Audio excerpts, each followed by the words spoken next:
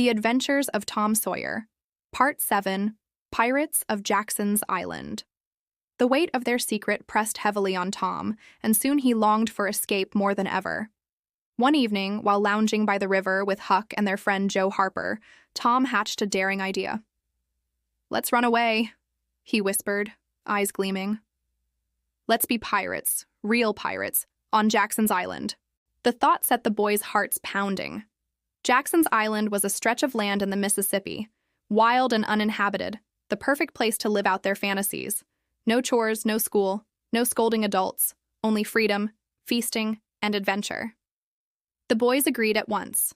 That very night, armed with stolen food, fishing lines, and grand ambitions, the trio pushed a small raft into the river. As the current carried them away, their spirits soared. Tom declared himself Captain Sawyer, Huck became First Mate Finn, and Joe, eager for glory, dubbed himself a pirate of fearsome renown. On the island, the boys lived like kings of mischief. They cooked fish over a campfire, swam in the river, and lounged beneath the stars. With no rules to bind them, they reveled in the thrill of being outlaws, convinced the world was theirs.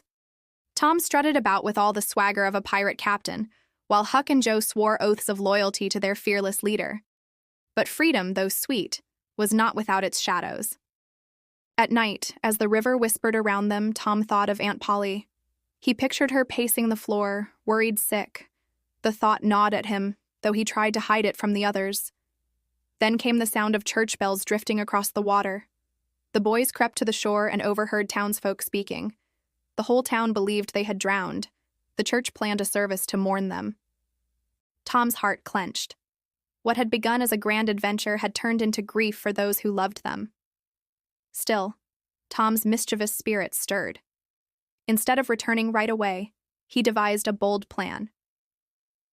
"We'll let them go on with the funeral," he whispered, "and then we'll come marching in alive." The others gasped at the daring idea, but quickly agreed. To appear at their own funeral, what could be more glorious for pirates? The scheme was reckless, outrageous, and pure Tom Sawyer. And as the boys lay down to sleep that night, their hearts pounded with anticipation for the trick of a lifetime.